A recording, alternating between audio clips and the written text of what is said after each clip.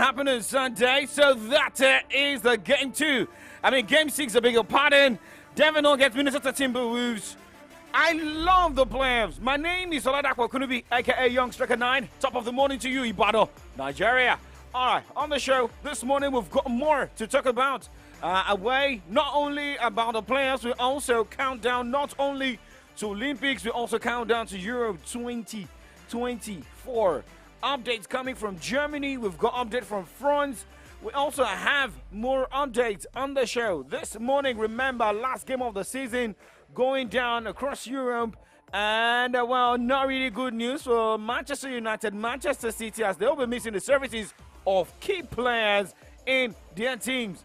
Well, for who's going to smile home with the trophy happening this weekend, who is going to be in tears? Remember, for some players, they'll be playing their last game of the season or their last game for their different clubs. Also, this weekend, we're live on Facebook, live on YouTube, Solutions 93.9 FM, Solutions 93.9 FM. That's the link you can search for on Facebook and YouTube to join the show. Remember to click like, subscribe, and share.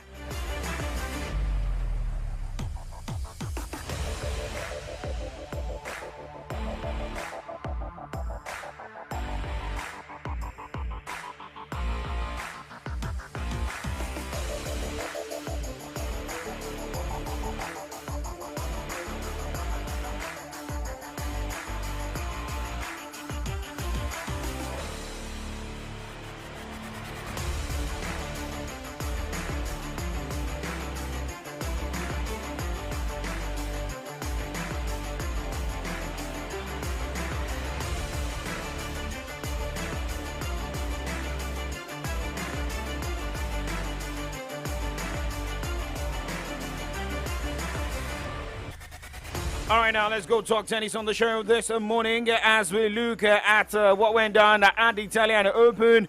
Who is through to the final? And that is none other than Iga Swiatek in the semi-final, where she was able to beat Corey Goff 6-4, 6-3, and Arina Sabalenka punched the final ticket against Daniel Collins, winning 7-6, 6-2.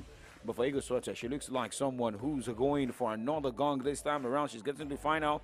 And can there be a repeat of victory for Swiatek? To describe that, I'm just, trying to be myself, really focused on the work, but trying to, enjoy time off the court as well, so I can have energy. The tour is pretty intense, so I'm happy to be playing so consistently because it means that we're doing everything well. So really proud of myself and of the team as well. Well, honestly, I'm not really thinking about that because it's kind of a lot, I'm just living my life day by day and I'm not thinking, about the statistics or history.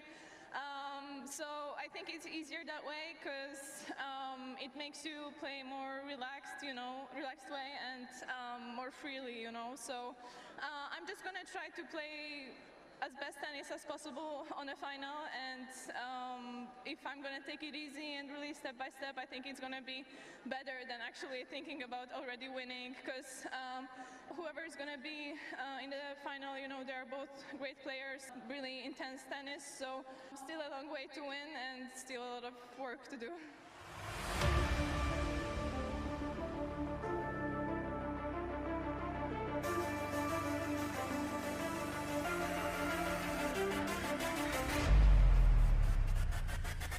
Iga Swiatek, we're talking about one step at a time, but she's already gotten to the final. So let's see how she takes that step down.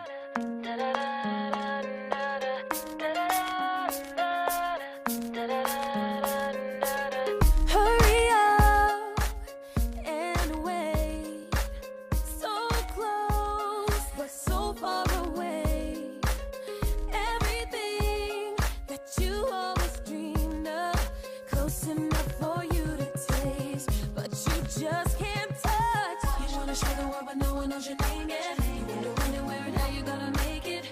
You know you can if you get the chance. In your face, seems the door keeps slamming. Now you're feeling more and more frustrated, and you're getting all kind of impatient. Waiting, we live and we learn to take one step at a time. There's no need to rush. It's like learning to fly or falling in love.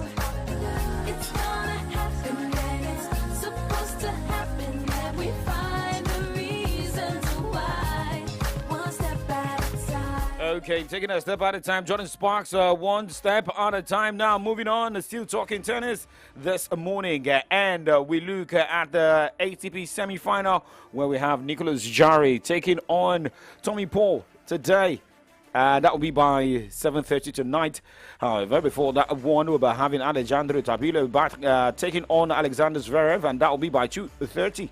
So the winners of this semi-finals will battle each other at the final at the Italian Open. That will be on Sunday, but the Saturday is the final in the WTA category, and that will be by 11 o'clock. But remember, Saturday Sports Safari, myself, Favor Lawrence, I will give you. I've been putting you up to speed to tell you updates about that one.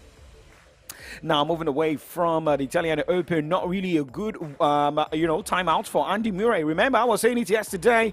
After he won a game in France in Bordeaux, I knew the next opponent would surely send him packing. Andy Murray was defeated 6-4, 6-2 as he was knocked out of the clay court ATP Challenger event in Bordeaux by Gregory Barrere.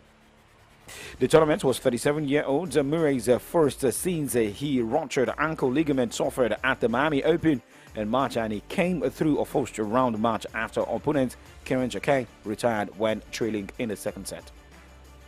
Now, let's give you updates here that the Queen's Club will stage a women's tennis tournament next year for the first time in more than a half century, though it may prove to be one-off. That is what we are looking here. Now, the WTA event will take place the week after the French Open, ushering in the start of tennis a short grass campaign and putting it among the warm-up tournament for Wimbledon. A lot of people putting things in place ahead of the Wimbledon, but who's getting bothered here? I'm the bunch. I say I'm the bunch.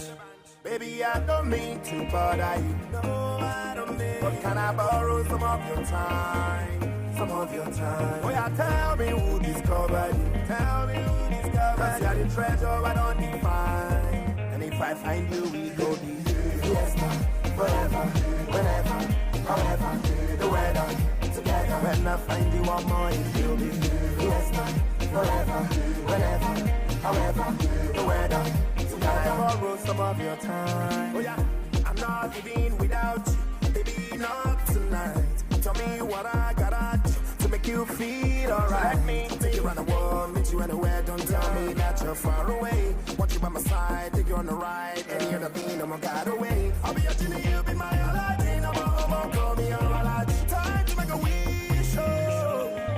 Baby, I don't mean to bother you. No, I don't mean. But can I borrow some of your time? Some of your time. Oh yeah, tell me who discovered you. Tell me who discovered you. 'Cause you're the treasure I don't define. And if I find you, we go be fiesta, forever, whenever, however, the weather, together. When I find you, I'm more in you'll be fiesta, forever, whenever, however, the weather, together. Borrow some of your time. Now, let's talk about more time. Who's borrowing time? Maybe Lewis Hamilton is borrowing time with Mercedes, but remember, at the end of the season, it's saying goodbyes. However, there's going to be a race this weekend in Imola. That is Miami Grand Prix now. That is the Imola. Lando Norris says McLaren are not ready to challenge Red Bull consistently, despite taking his maiden victory at the Miami Grand Prix.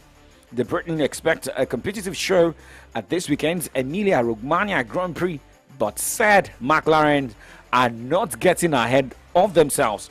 Norris, Miami's victory followed a major aerodynamic development to the McLaren for the Florida event, and he believes the car should be even better matched with the Imola track this weekend. Now, talking about Lewis Hamilton, he says he's excited by Mercedes' forthcoming upgrade with the 7-time champion. Hopeful they now finally have a North Star to follow in pursuit of improved pace. On an Imola weekend where most of the leading teams are introducing some form of car upgrade, Mercedes will have new parts on the W15 for the second race in succession. Well, earlier before that, but hey, remember, most of these drivers now have an opportunity to also show what they've got. Well, we were able to get the voices of Max Verstappen, Sergio Perez, and Charles Leclerc ahead of the Imola. It can always be quite a tricky track. I guess from our side we didn't get on top of things fully, but that happens. You know, you try to be perfect. It's not always possible, and we'll try to, of course, do better here. Of course, a lot of teams are coming with upgrades, including ourselves. So we have to wait and see how that will go. Yeah, I've been back in the factory quite a bit, and we've done some good simulator work. And we understood, I think we probably took a bit of wrong directions in certain areas that if you combine them all together, then it has a massive impact, especially on the race. And it's what happened. So we were not strong. We were not strong on that weekend. I think we did well still to be the team that came out of that weekend with the most points. At least you have some hope that if you do everything perfect, you actually have a chance to get the win, because as I've always said in the past, for me, second, third, fourth, fifth doesn't really matter. Only the win matters to me, and that's what motivates me. So when you see that there's a bit more of an opportunity, that is amazing, not only for us, not only for the team, but also for the fans and people watching all over the world. We'll wait to see who draws more and who gets it more. Remember, we're still live. This is Kiko Sports Show live on Solutions 93.9 FM here in the city of Ibadan. You can be part of the show. We're live on Facebook, live on YouTube, Solutions 93.9 FM. You can join the likes of Adebayo, Kabir, Adewumi, Adeboja, Yusuf, Mustafa Taiwo, who are live watching right now. Now let's talk boxing here, where Tyson Fury refused to look Alexander Usyk in the eye as the two world champions came head-to-head before Saturday's undisputed heavyweight fight. The winner will be crowned with divisions of first undisputed champion at a full-belt era and arguably the greatest heavyweight of a generation. Here is Tyson Fury, Alexander Usyk speaking in the last face-off ahead of the bout going down this weekend. I've got one short message for Tyson and his team, not to take it too close to the heart. Saturday night and Sunday morning, I've got a short one from British Classics, if you don't mind, by Henry Longfellow. Be still, said heart, and cease repining. Behind the clouds is the sun still shining. Thy fate is the common fate of all. Into each life some rain must fall, and some days must be dark and dreary. Thank you. Because Tyson Fury is coming to take all them belts away from you. All right? He's going to take all them belts away. And our English boys here have come all the way over from England, to see him take those belts. The Fury army is here. And you will see on Saturday night us walking away with the belts. Thank you. So who will be walking away with the bout? Is it also going to end in a draw? We'll wait to see. Let's go to break, and when we come back, we'll talk more. Still Kiko Sports Show on Solutions 939 FM. Every day when my children return from school, I don't recognize them. Hello? Do I know you? It's us, mommy. But these dirty, sweaty uniforms and socks were clean in the morning. Everything don't transform. I understand though. School is hectic. It takes energy to come home this transformed. So I make sure they have some nutritious Milo at breakfast. Your kids need nourishing energy. Give them the new and improved Milo at breakfast. It has nutrients that support energy release to help them get the most out of their day. Milo, energy to go further. Milo!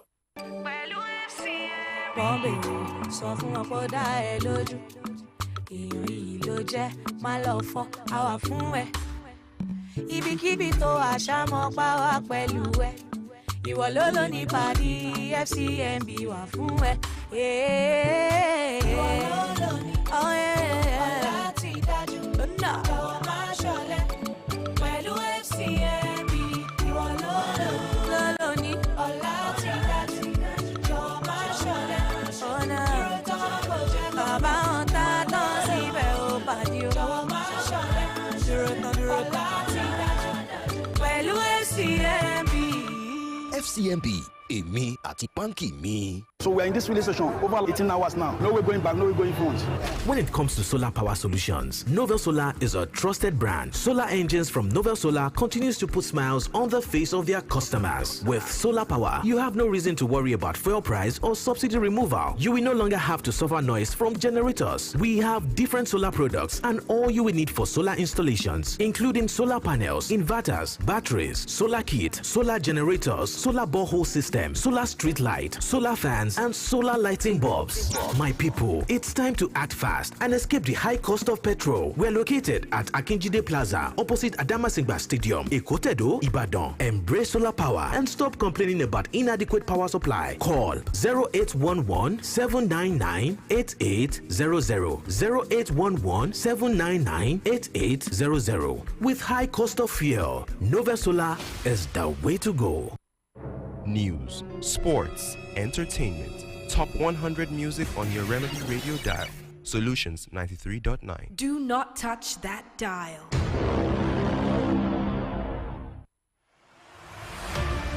Welcome back. 9:19 is the time to kick off Sports Show. Young Striker 9 here. And we go as we look at more updates from the water sports. A quick look at NBA. Told you earlier, Philadelphia 76ers guard Tyrese Maxey was named in the 2023-2024 NBA Sportsmanship Awards winner on Thursday. Maxey asked the accompanying Joe Domas Trophy to his Most Improved Player award announced last month. And talking about Anthony Edwards, he flashed the 7 fingers to the roaring crowd as he walked off of a fourth quarter timeout during a blowout by the Minnesota Timberwolves.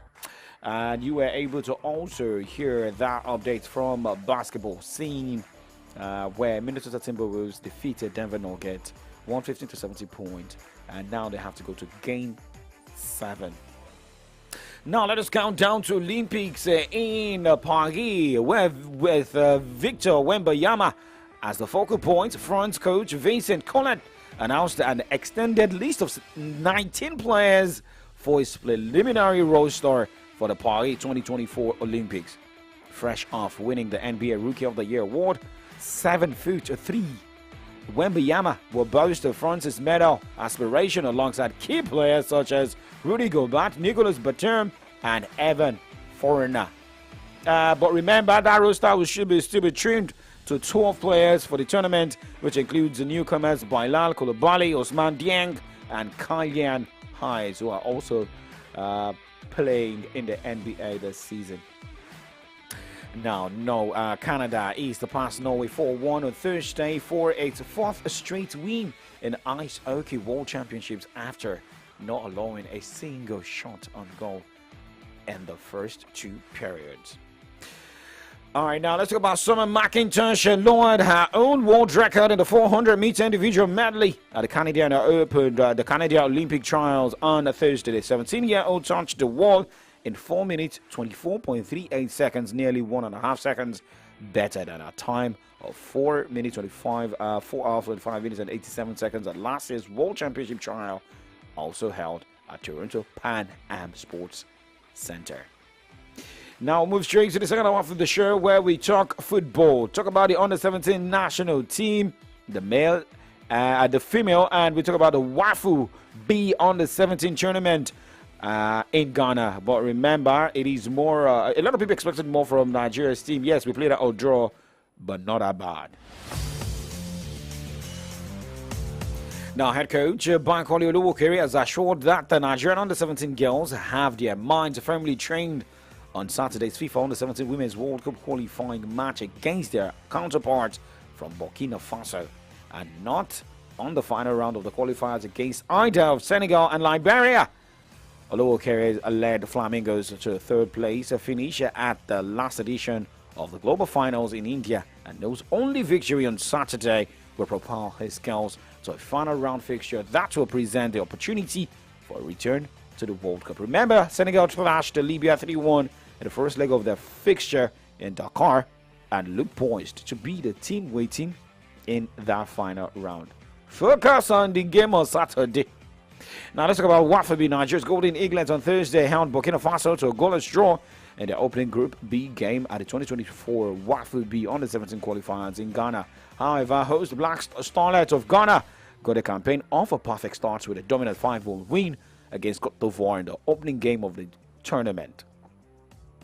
Now let's move on from the continent this morning and let's talk Daniel Farke. This man insists the Leeds United side will not get carried away despite thumping Norwich City to reach the Championship playoff final. After a goalless draw at Carrow Road on Sunday, Leeds blew their opponent away with a 4-0 victory in Thursday night's return tie at home at Ellen Road, booking the sport at Wembley. Leeds will face Southampton or West Brom in the sport for next season's Premier League on Sunday, May 26th.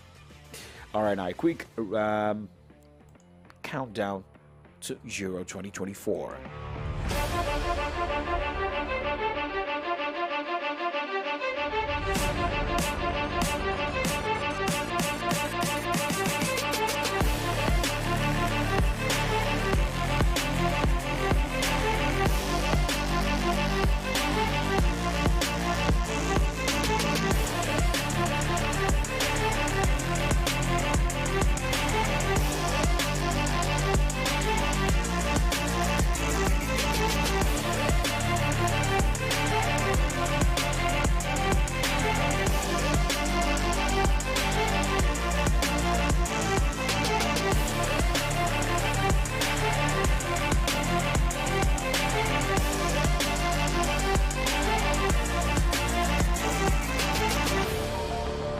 So a lot of teams are already announcing their team list, some provisional, but some confirmed. However, some players have already been dropped despite their full form performances with their teams in Europe, Champions League, Europa Conference League.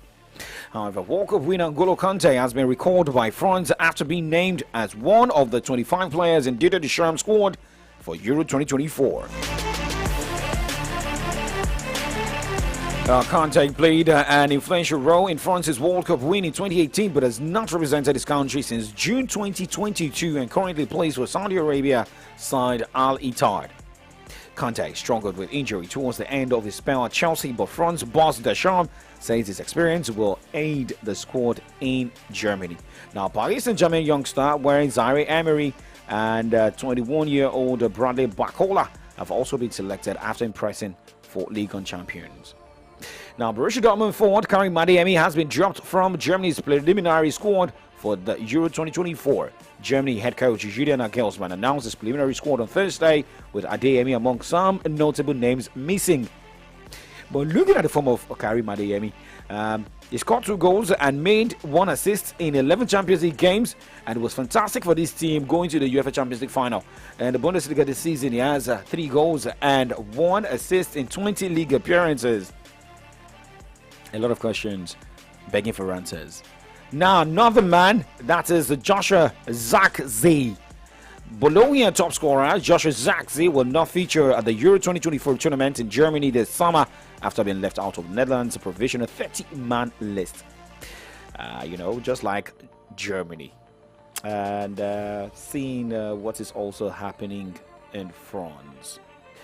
All right. Though the Netherlands have issued an initial 30-player squad, which will need to be trimmed down to 26 for the final tournament. But now let's move on. Let's go straight to England this morning, away from the countdown to Olympics. Away from the countdown to Euro 2024. Now let's look at the final day. Well, now it is more of who is going to celebrate this weekend. And by the way, we'll all be at a venue come this Sunday to watch the final game of the season. But one team that is looking like maybe the most disappointing team of the season, Manchester United, the coach of that side, Erik ten Hag, is saying the eyes on the FA Cup final, eyes on the last game of the season. Remember, Manchester United is going on the road against Brighton and Hove Albion. Harry Maguire is another question. Talking about his fitness for these 2 games. There was only one very poor performance, and so all the others, there was always a very good spirit. I would also almost say across the season, across all the problems we had, and I don't think I have to sum them up again, but we have had them. But the spirit in the team, the fighting spirit was always there. The dynamic was always there, and I think we had also some good performances, even when the best players were not available. And sometimes, but when All right, everything like that. But now let's just update you. Well, talking about Liverpool, according to reports we are getting, is about Joe Matip, who will be leaving the club. Reports has it that Joe Matip has this morning announced that Thiago Alcantara will also be leaving the club at the end of this contract this summer. The FA Cup winner with the Reds has been hit with injuries over the past 2 seasons and making just one appearance this term. However, remember, he won admirers for this technical play across his 4 campaigns at Anfield. So, Thiago Alcantara, Joe Matip leaving Liverpool.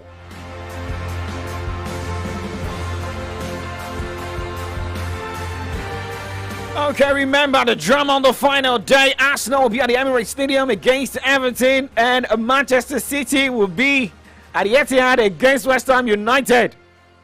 Wait to see. We'll be here on Monday to drag more people. Either we drag Laffy or we celebrate Laffy. My name is OLADAPO Kunubi. We move to the other side of the show this morning where we look at headlines on the pages of Nigerian newspapers. Well, ASU still adamant of embarking on strike if federal government fails to do the needful. We're still here. Do not go anywhere.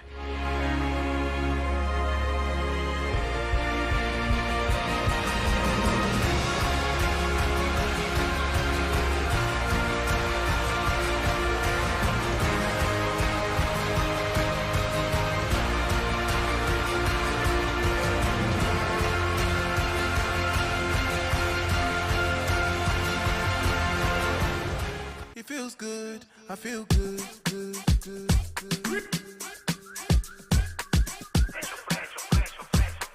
I love it, I love it, I love it, I love it sudden. I don't blow, I need happen, no all of a sudden. I was in a hurry, I just facing my grind and I stack up my money. Remember mama told me, she say, oh mommy, please, no worry.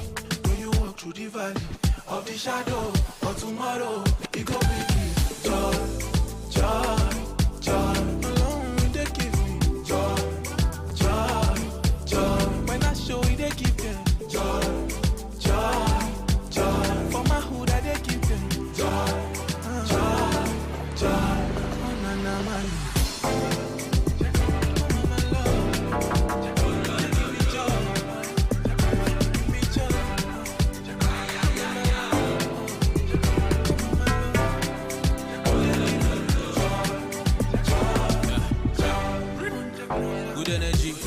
Positive vibration, it's all I need.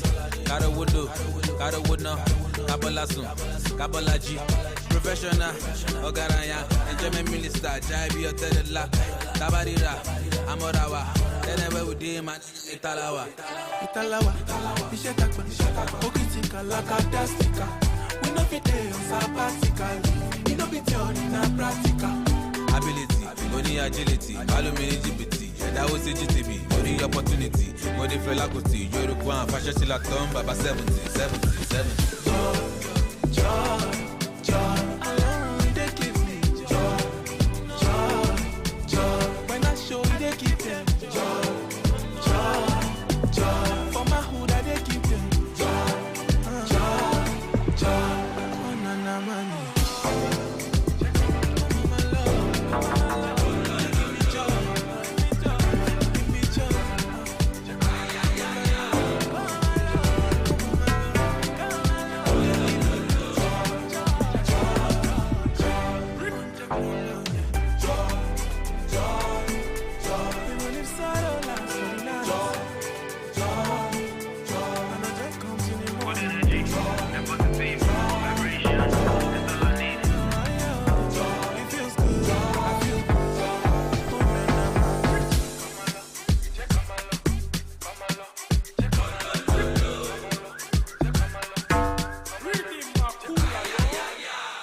Record is called Joy, feels an alarming day, and if there's anything I know about people who work 9 to 5, they're very excited about the weekend. It brings them so much joy.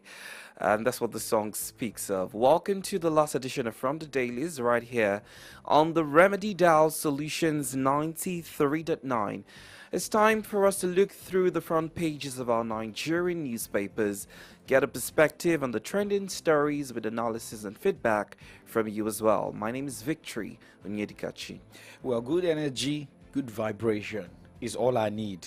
And I like putting money in the bank. My name is OLADAPO. Couldn't be.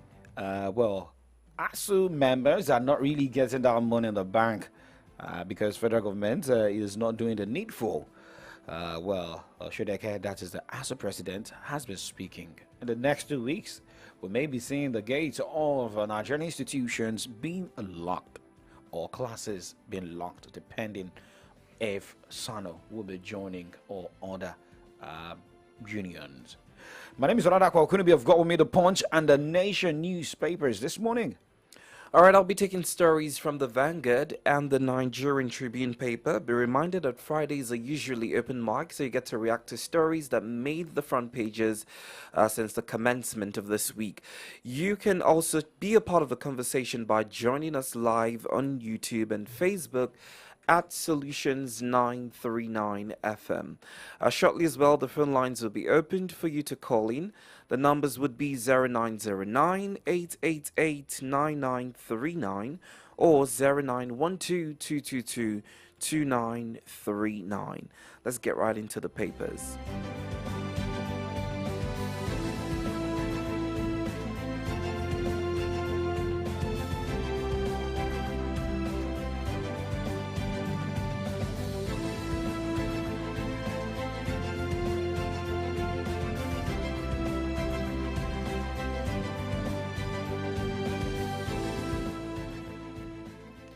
All right, this morning we start off with the Vanguard newspaper.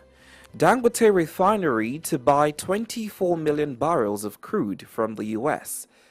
Edo Guba, INEC to begin distribution of 373,030 uncollected PVCs on May the 27th. Latest Fitch rating shows Tinubu's transparency.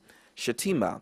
Minimum wage, Labour shunts Pali as federal government hints on raising offer.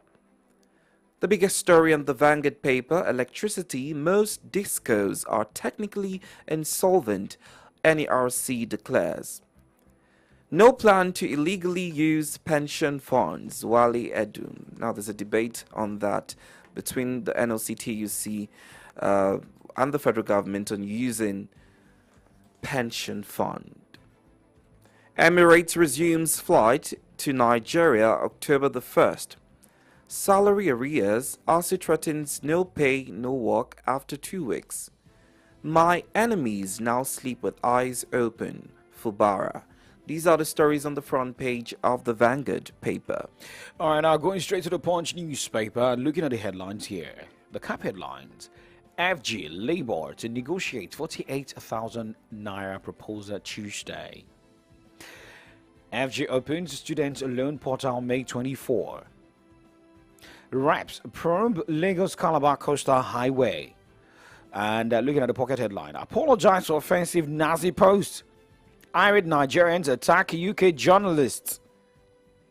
And looking at the banner headline, screaming on the front page of the Punch newspaper this morning. Tinubu okays payment of 3.3 trillion naira power sector debt. And right after that headline says Genco's gas producers to get 1.3 trillion naira, $1.3 billion via cash. Promissory note, royalties. And looking at the side headlines this morning from the Punch newspaper. My opponents are defeated. Fubara, is this true? Or maybe they just went to re-strategize. 20 trillion naira pension fund safe. That is coming from the federal government. And you can see Mr. President and Faye, who happens to be the president of Senegal. ECOWAS, Senegalese president vows talks with Niger and Mali. And other headlines, INEC warns against incumbency power abuse in Edo, Ondo. My husband diverted hospital funds. Stranded nursing mom. 36 Assembly Speakers back state police. This and more you can get from the Punch newspaper this morning. All right, away from the Punch, let's now move over to the Tribune paper. Fubara warns LG buses. Reps pass bill to increase appeal court justices to 150, 6 justices for each division. Federal government, states, local government share 1.208 trillion naira April revenue. NLC TUC kick against federal government's plan to use pension fund for infrastructure. Alleges federal government already access 70% of the fund. Federal government has no plans to illegally access pension fund, finance minister. Sacked Oyo PMS chairman, auxiliary paraded to appear in court for alleged murder. Sacked Oyo PMS chairman, auxiliary paraded in court for alleged murder. Insecurity, DHQ declares Nigerian terrorist Haliyu wanted. Senate passes Northwest Development Commission bill. Students sustain injury, hospitalized after ceiling falls. Senators divided over electricity tariff hike, and that's coming from a report. These are the stories on the front page of the Tribune paper. Now, going straight to the Nation newspaper this morning, looking at the carpet lines, 36 speakers back state police plan, give assemblies autonomy. NEC pledges better support for small businesses. No hiding place for fraudsters, EFCC vows. Now, this one says APC accuses Muftwang, speaker, offering plateau lawmakers. Okay, of course, plateau lawmakers. Now, looking at the red and white headline on the front page of the Nation newspaper this morning, Federal State, 774 council share 1.2 trillion naira. Okay. Emirates Airline back October 1. And the front page banner headline says, your hard-earned pension safe. Federal government assures Nigerians. And the writer to that headline says, there's enough safeguard protection for savings. Okay.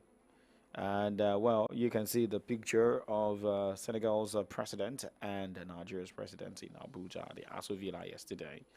Now, payment of $1.3 billion, 1.3 trillion naira power sector debt will attract investors, says AFDB. Riders, President Oke's action. Gas suppliers to be paid 130 billion naira.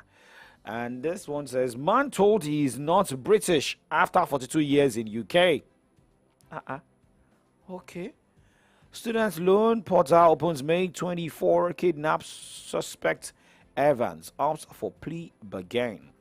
And we also got the update from Kogi State that remaining students abducted from the Kogi State University, the students have regained their freedom. We got that also yesterday. We say thumbs up to the police force, the Nigerian police force, and other security agencies who made that happen.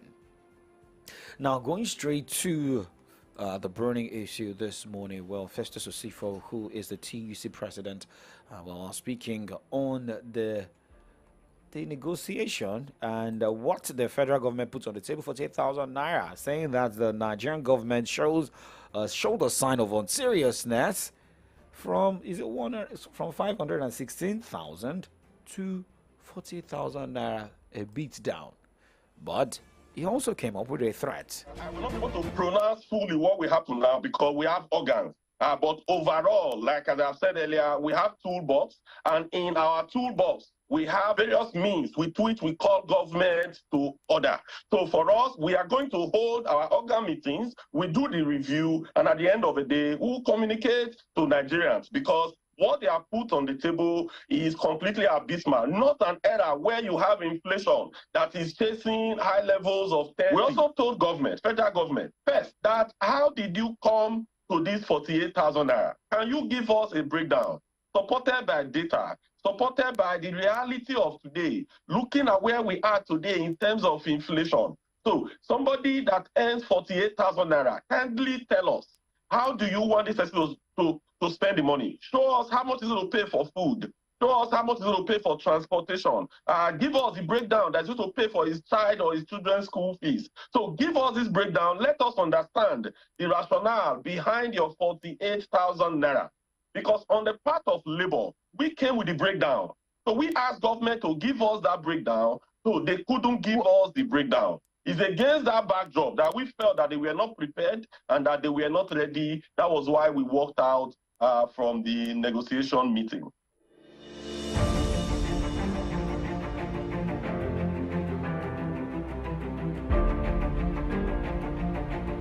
TUC President Festus Osifo speaking there concerning the negotiation happening between the federal government and the organized labor. No data to show, no breakdown to show from federal government on that particular 40,000 naira proposition. However, now going straight to the state of education, Professor Emmanuel Shodeke also spoke yesterday concerning the battle between the federal government and the ASU, and gave different reasons that a lot of things have not been done by the federal government. But the question is, are we not seeing another situation where ASU will just say, hey, we were begging federal government, we are also begging federal government before the parents will start begging the lecturers. But now, it will now become a turn where the federal government will start begging the ASU to return to classes. After 11 months that you are a local organizing committee that you put in place to constitute council, after 11 months. So let me tell you the question.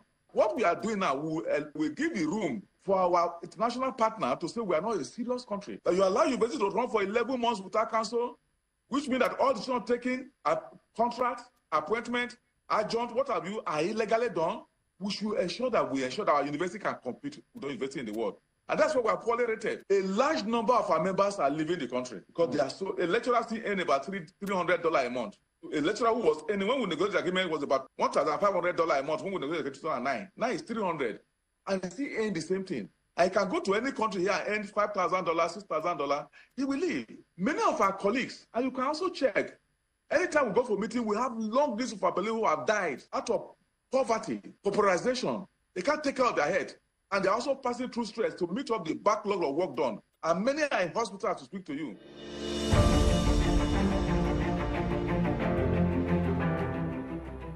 Well, as a president, Professor Emmanuel Shodeke speaking there. No pay, no work. Before we always hear no work, no pay. All right. So, to talk more on some of these burning issues this morning, Comrade Adeji Ajishokwe joins us virtually this morning to look at this, burning issues and some of the headlines. But remember, you can also be part of the show this morning. Join us not only virtually, you can as well call to the studio lines 0909 888 9939 or 0912 222 2939. 0909 888 9939 or 0912 222 2939. Remember, you listen to that of the TUC, part of the organized labor, concerning the 48,000 naira compared to 615,000 naira. Comrade Adeji Ajishokwe is with us this morning. Comrade, thank God it's Friday. Yes, thank God it's Friday. Baraka Juma. All right. Okay, so where do we start from this morning? Because we've got a lot on our plates here. Let us start with ASU. So, talking about the governing council that should have been set up by the federal government. And, ASU is talking not only about the governing councils, but also about the remaining pay. You heard Prof. Shodeke speaking there. Okay, so we'll have to reconnect with Comrade Adeji Ajishokwe because, if it is, look at the headline you took, I think from Vanguard or Tribune, it is no pay, no work. So, ASU now, maybe very soon, calling the shots if the federal government is not doing the right thing. Hello, good morning, Comrade. Yes, good morning to you. All right. I guess Comrade is not in a conducive environment. They will try and reconnect with Comrade. You know, the network is trying to act funny, right there. Well, looking at another update, and most especially another serious issues about the pension fund, which the minister, Wale Edun, came out to say that, well, your pension is safe. Hello, Comrade. Yes, about our tertiary institutions. It is very, very sad. Comrade, I beg your pardon, please. Where you are is sounding full of echo, so maybe you should try and. Okay. Yes, is it better? Yeah, better. All right. So, talking about you're talking about our tertiary education, and which represents a lot. Now, it talks about rating. It talks about 2009 agreement. It talks about how much they are. To give a professor $300 a month, that is ridiculous. It is not realistic. It is not sustainable. People will walk away, and people are walking away.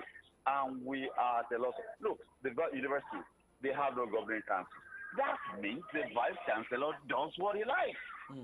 You understand? It's like a corporate organization. Let us imagine a blue chip company. Only the managing director. And at best, in fact, it's the managing director alone. The management are just that. The MD is the CEO. They don't vote. Decisions are just taken. Imagine NNPC without a board. Imagine all these blue chip companies without board. The MD takes decisions. And it is illegal. That is the reality of it. It is illegal. Now, but it goes on. It is everywhere. I've been in an institution where the vice chancellor was there for 2 years without a governing council. So all of this, researching, every nation that grows and develops, R&D is key. Even if you are doing a research in Nigeria, there's no power in your laboratory to sustain your research. Are you going to be turning on Jerry? All of these things, I said, I think a few days back, that there must be stakeholders meeting regarding education and a roadmap. 2009 agreement was based on needs assessment. Jonathan that did it was a university, I think it's Yaradua initiated it. It was done on needs assessment. So it was not a whimsical thing or just say, how much do you need? I give them this, give them that. It was a program of about 15, 20 years so that we will arrive at the destination. But Buhari administration came and destroyed and dissolved the 2009 agreement. There has been no review of emolument of university academic professors, and nothing more than 430,000. The most senior, after taxes are deducted, earns about 430,000. Only the medical professors earn more than that, 450,000 naira. Even as we speak, NLC is demanding 615,000 minimum wage. Yes, our professors that are supposed to impart knowledge, that are supposed to drive development, are earning 450,000. They cannot concentrate. They have to send their children to school, good school. They cannot concentrate, and it requires serious total concentration. Imagine a pilot putting you 35,000, 40,000 meters in the air, and he's thinking about what his child, wife, and all of them will eat for breakfast the next day. Are we not in danger? There is a need for an education summit. It marks of lack of seriousness. Believe you me, too much, so much is wrong. All right. We need to face our challenges. All right, Comrade, thank you for your analysis. We kindly ask that if it's possible, you move from where you are. There's a lot of background noise, so we can have a seamless conversation this morning. Yes, I've actually translated. Let me look for it better. lighter place. I hope it is a little better now. Well, I guess it will improve as you continue moving. Thank you very much. Let's move over to the labor union, the TUC and the NLC's demand. 615,000 naira. However, the federal government is proposing 45,000 naira as it is. We also have, surprisingly, I don't know that we have advocates for the private sector. The private sector is also advocating 54,000 naira, but they are also saying that the list that private workers do receive is 80,000 and above. I don't know if we can 100% attest to that. My thought is, even as we have Edo State that are already proposing 70,000 naira, one would have thought that the federal government proposition will come from, 80, 100,000 above. But surprisingly, 45,000 naira that cannot even afford a bag of rice right now is what the federal government intends to pay the labor union. So isn't that surprising for you? Well, you see, there are two sides to it. I know it is a bait. It is a bait being thrown at them. They will yield ground. If they say 70 now, Labour will say, lie. We are not going to say. It's a bait. But it is a bait that has provoked Labour. You understand? It's a bait that has provoked the workers. It is not particularly rational when you come to the conclusion that minimum wage is currently 30,000.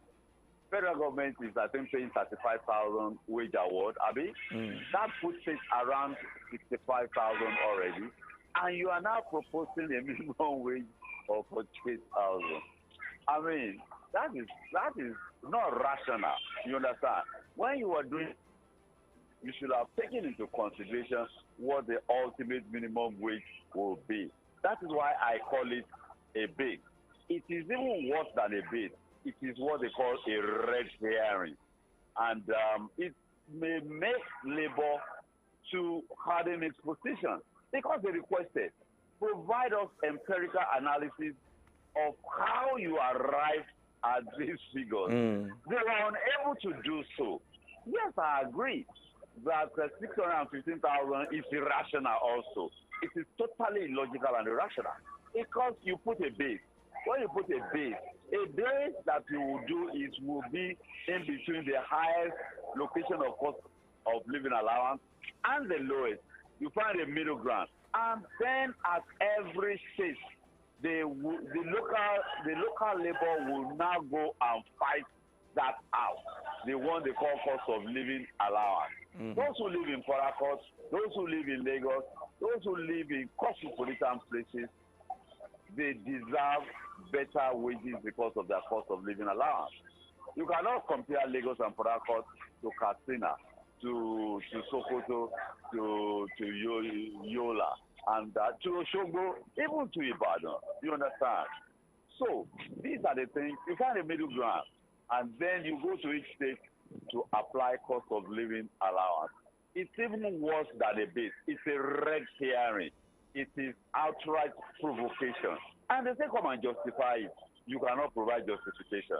Empirical scientific justification. What then? Why are you doing that?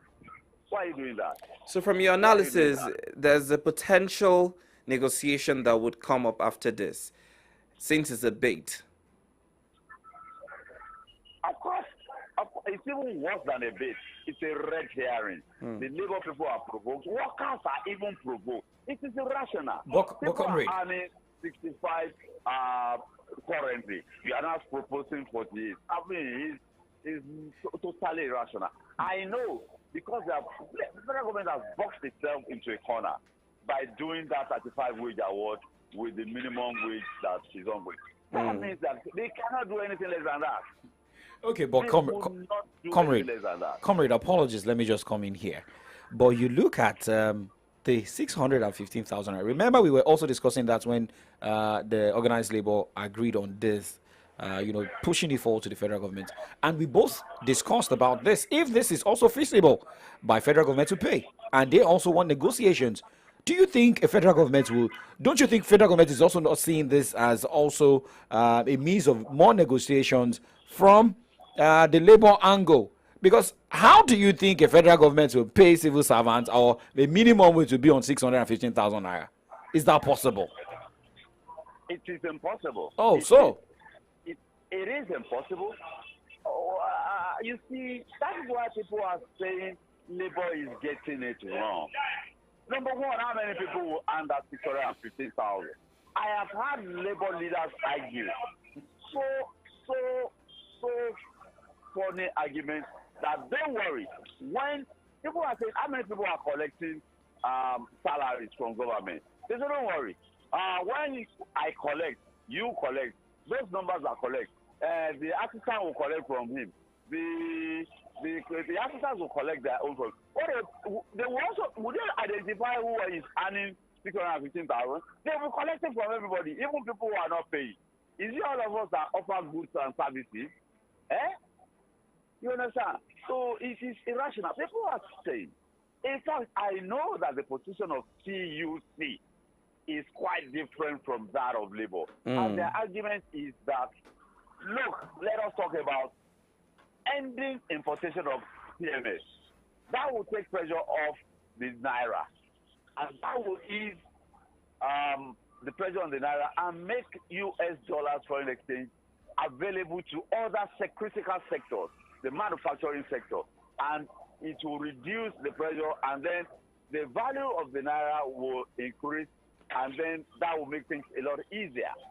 And then when we start producing locally all of these things, you understand, industry starts operating at reasonable level, inflation will be driven down. Talk about CNG buses, talk about road infrastructure, and talk about massive food production by state. The state governors are not helping matters. They are not helping matters at all. If the local governments were working, look, if you start injecting money into agriculture, I remember NALDA, National Agriculture. My father was the executive secretary of NALDA in the old Oyo State, National Agri something for young school leavers. You understand? I think that was mid-80s, in the days of Babangida, and they cultivated a lot of land. Food is essential. Food, shelter, and clothing. Food is number one. One artisan told me about 2 months ago. He said government can increase the price of anything they like, but price of food must be reasonable. The moment the price of food becomes unavailable for the poor, they say trouble blooms, and that is actually it.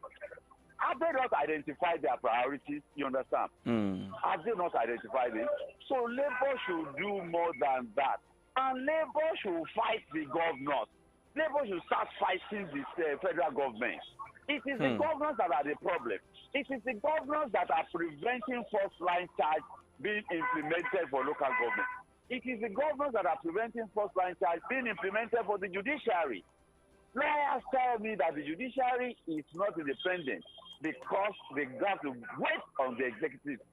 And you see the local government autonomy. It is not there. It is the governors. It is not the president. There are constitutional provisions for that. The governors are breaching the constitution, but there are no state assemblies that have the guts to take them on because they are virtually appointees of the governors. They got that from the Obasanjo playbook. So that is it. They should face the governors. The labor movement should face the governors.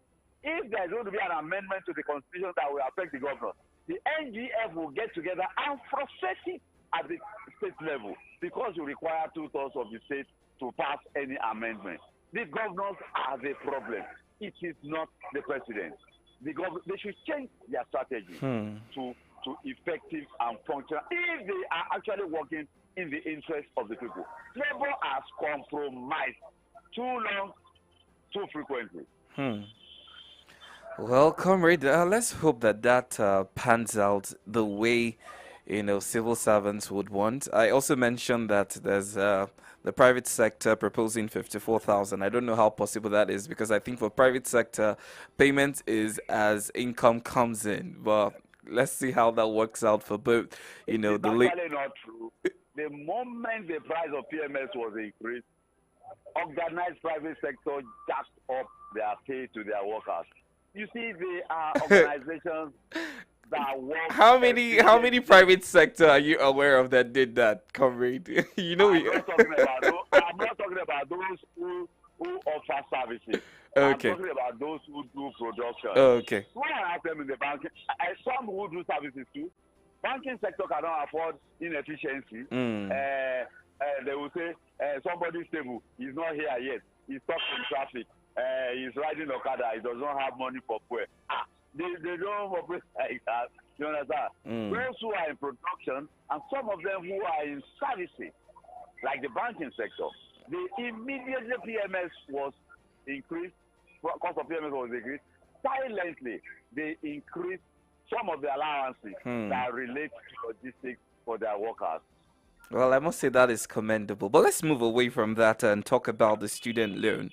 The federal government, through the Nigerian Education Loan Fund, on Thursday announced that May 24th, 2024 will be the official date for the opening of the portal for student loan application. Interesting, you would say, but I've seen argument on social media from Nigerians saying, is it because by May the 29th, the administration of Bola, the led administration of Bola Tinubu would be 1 year, and because Nigerians will ask about a post-mortem, that's why we're having, this date close to that, because when you're doing a post-mortem, you will have to talk about what your government has been able to achieve in the past 1 year. There's been argument about the Tinubu's administration that it's too early to judge what the administration has done in 1 year. So maybe with the commencement of the student loan application, the president will have something to say to Nigerians on May the 29th. What are your thoughts? Well, they say count your blessings one by one. And that's what that song says.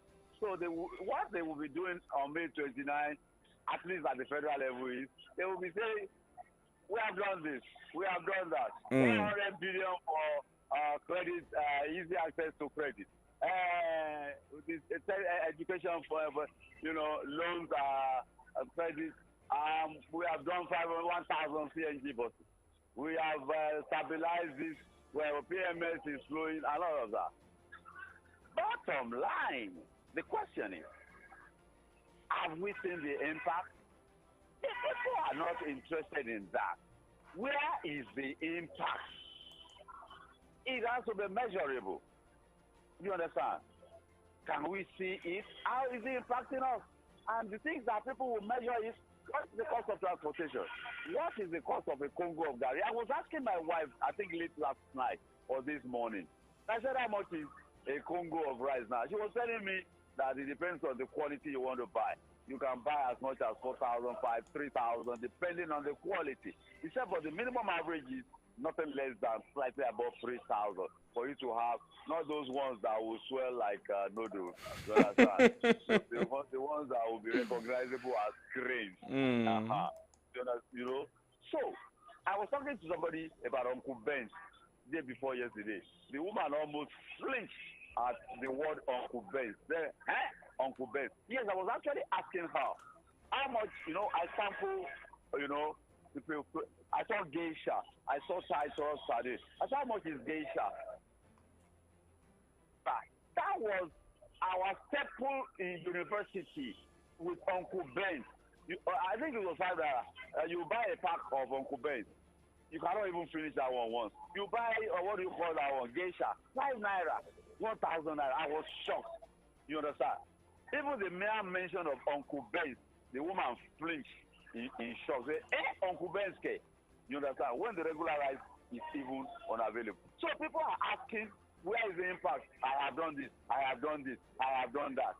It's like a father of the house calling a meeting of his family, including children, wife, and even extended family. Botishele, I have done this. We can't. People say we can't see it. Then that means those are mere rhetoric. If it does not impact. Let's revert to the student loan, comrade.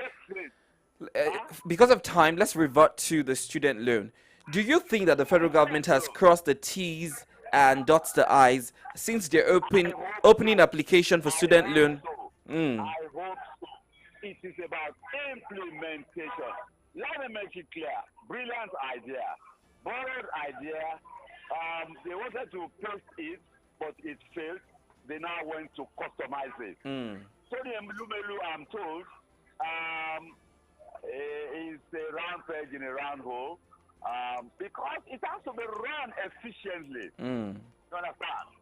That's why I understand the involvement of Tony Lumelu. He has run institutions efficiently. So if it is running efficiently, I expect Tony Lumelu to run it efficiently. But I was asking somebody this morning, will there be slots? You understand? Slots for ministers, slots for the presidency, slots for senators, slots for chairmen of local government, slots for commissioners. Will it be about slots, or will it be running a scholarship board? They used to call them scholarship boards. Will it be running? You don't need to know nobody. The Abiolas of this world knew nobody. He applied for a scholarship. He got it, and he got it based on merit. And that is why it became many thousands and thousands of people became what they were, what they became, simply based on the opportunity of that scholarship that was made available to them. So it is a laudable idea, believe you me. And I am actually worried that when Nigerians that are in need jump on that platform, I hope it will have absorbers to take the launch. That is very critical. Because if the website collapses or they quickly shut it down, that means that is a second or third false start. And that will not look good. That will not look good. That will show that they are not even prepared. Fair enough. Well, the 24th of May, we expect to see applications rolling in from Nigerians regarding the student loan, and I'm sure that by May 29th we're also going to hear more updates as that progresses from the president as he makes a speech crowning 1 year in office. Now let's move over to Port Harcourt. I intend to apply for one for postgraduate studies. Oh, really? Oh, yes. Well, all the best. They didn't limit it to undergraduate. No, of course not. So I'm a Nigerian, bona fide Nigerian. Absolutely, but I'm sure you have to check through the eligibility clauses. They didn't put age limit, did they? Well, we'll have to find out. Anyway, Rivers State, Sibilalayi Fubara has declared that his battle between his defeated opponent and his predecessor, Nyesom Wike, is over, as he stated that they are no longer sleeping with their eyes open. You two, you are laughing, eh? I hope Fubara is not under influence or suffering from delusions of grandeur. It is unnecessary. He talks unnecessary, he talks so much. You are engaged in war. War is not about rhetoric. You understand? War is about strategy and tactics, and it does not look prepared. That is the worst part. It does not look prepared. Where are his foot soldiers? Where are his foot soldiers when trouble and war breaks out? Where are they? It doesn't look prepared. Believe you me, he has launched warfare, and this will go to the end. But honestly, if they wanted to impeach him, it is looking like they do not have a critical element on their side. That is, it doesn't look like they have a critical element that will eliminate Fubara from the government house. And if they don't have that, it becomes war of attrition that will last the entire term of Fubara. War of attrition on the ground, war of attrition in the court, and war of attrition everywhere. And the people that will suffer it is the people of Rivers State. That would not be in the interest of Rivers people. Mm. It is Rivers people that put them in office and power that will suffer. Absolutely. Suffer badly. Well, comrade, thank you so much for your in-depth analysis this morning on the stories that made the front pages of the Nigerian newspapers. pleasure always. God bless you. Have a splendid weekend. And God bless our union. Amen. God bless you too. Have a wonderful weekend. Well, that is Comrade Adeja Jishokbe this morning with analysis on the trending stories on the front pages of our Nigerian newspapers. We've been able to address a couple of issues from education, the education sector, where we had the president of ASU speak about the back and forth on the payment and arrears by the union and the federal government. We also spoke about the NLC and TUC and federal government, of course, regarding the proposition of 48,000 naira for civil servants in the country. We also have a proposition by the organized private sector proposing 54,000 and also stating that people who work in the private sector at least receive above 78,000 as salary. And of course, you know that the proposition of the NLC to the federal government is over 615,000 naira, which has been argued not to be very feasible to achieve. But of course, the NLC are hell bent on that proposition. We also talked about the student loan that will be made accessible to Nigerians on May the 24th. The portal will be opened for application. So if you're interested, make sure you check the eligibility clauses and get your application gadgets or arsenals ready. And finally, River State, similar life for Barra, declaring that the battle between his defeated opponent and predecessor have come to closure. Well, it's time for you to join the conversation this morning by lending in your thoughts via the phone lines. You can call into the studios with the number 0909-888-9939 or 0912-222-2939 or 0904-422-2939. You are part of the solution, so your voice does matter, and it's very important that you share your 2 cents regarding some of these major stories. As we stated earlier, Fridays are usually open mic, so you get to also react to stories that are of interest to you. Good morning to you. Welcome to From the Dailies. Good morning. Good morning, sir. What's your name? Yeah, I am Abi, calling from Monia. Great to have you, Abi. What are your thoughts? Thank you. The civil service of the 80s is not the same civil service of this time around. Things have skyrocketed. Those living in big cities like Port Lagos, Abuja, just name it, they are the worst hit. So there's no one problem I see in the civil servant. A situation where they will always say, she said, Malagun.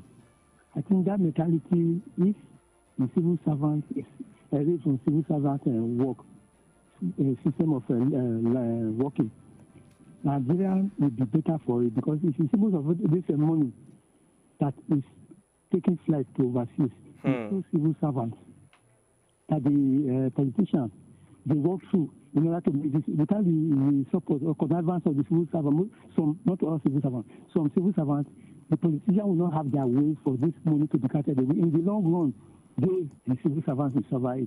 So let's get the mentality of this.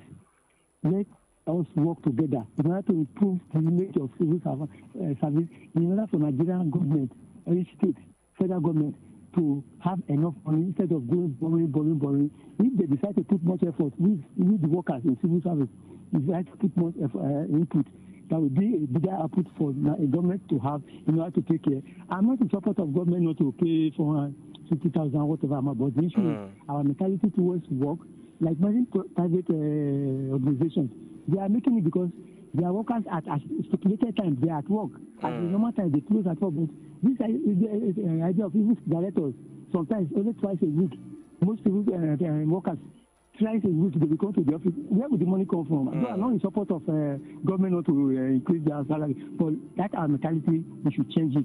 That we will not be doing government work and be sweating. Thank you. Have a nice day. Thank you very much. I think that's a very salient point because civil servants have been accused over the years of not being accountable or even showing regard to their duties at work. If you go to higher institutions, you find complaints from students regarding the attitude of non-academic staff. If you go to ministries as well, you see that you come to a ministry by 8 and before you're attended to maybe around 12, 11, because the person who works in that office is resuming later past the hour of 9, 10. So these are arguments that have, been spoken about by Nigerians regarding the approach and attitude to work by most civil servants. However, it doesn't take out that the federal government should pay attention to the welfare of civil servants, because the argument from the sides of civil servants is that how do you expect us to come to work 7 days in a week or 5 days in a week out of the 7 days, of course, and we're not being paid enough, especially with the economic downtown that we're faced with right now. So I think at the end of the day, there has to be a balance from the federal government and a balance from the civil servants, and some sort of regulation with approach and attitude to work by civil servants. 0909-888-9939 or 0912-222-2939, 0904-422-2939. These are the numbers to get through to us this morning as we speak on the state of the nation.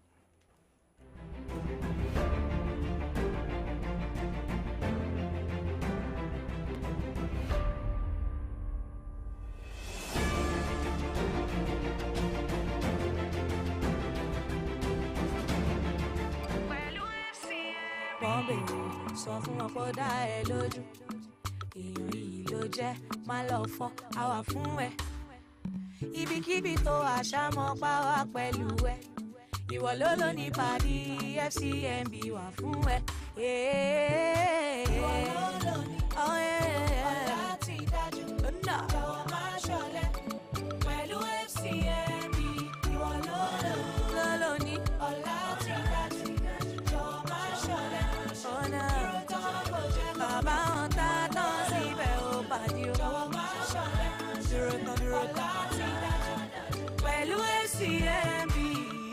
FCMB, èmi àti pánkì mi. Every day when my children return from school, I don't recognize them. Hello, do I know you? It's us, mommy. But these dirty, sweaty uniforms and socks, we're clean in the morning. Everything don't transform. I understand though. School is hectic. It takes energy to come home this transformed. So I make sure they have some nutritious Milo at breakfast. Your kids need nourishing energy. Give them the new and improved Milo at breakfast. It has nutrients that support energy release to help them get the most out of their day. Milo, energy to go further. Milo!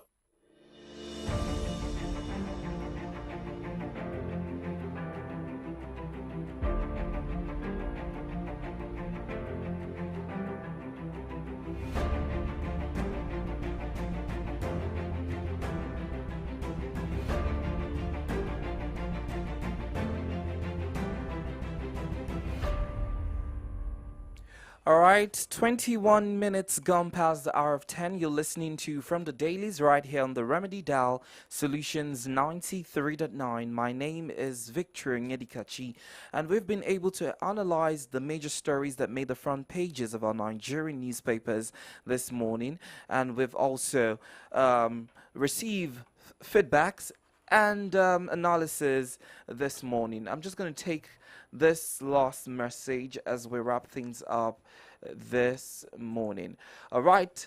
Omwade Adekunle says, Governor Makinde has really done a good job by appointing Auxiliary as PMS chairman in his first term for Auxiliary to use the post to correct his past wrong actions, but he messed up the post. So I think this would serve as a lesson to any leader that think power is permanent.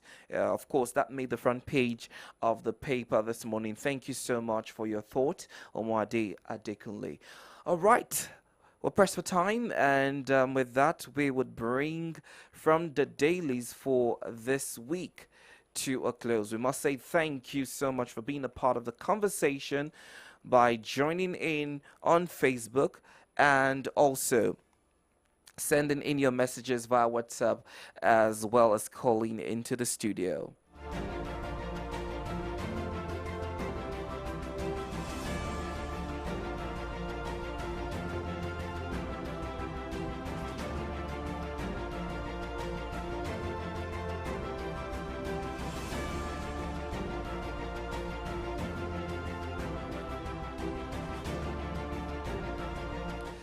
All right, today being 17th of May 2024 is World Hypertension Day. And the theme for this year is measure your blood pressure accurately, control it, and live longer. I've talked about hypertension and solutions clinic over and over again. Perhaps on Monday that will be the topic of discuss. Hypertension is a silent killer. It doesn't show you signs or symptoms. It just happens to you if you do not pay attention to regularly checking your blood pressure.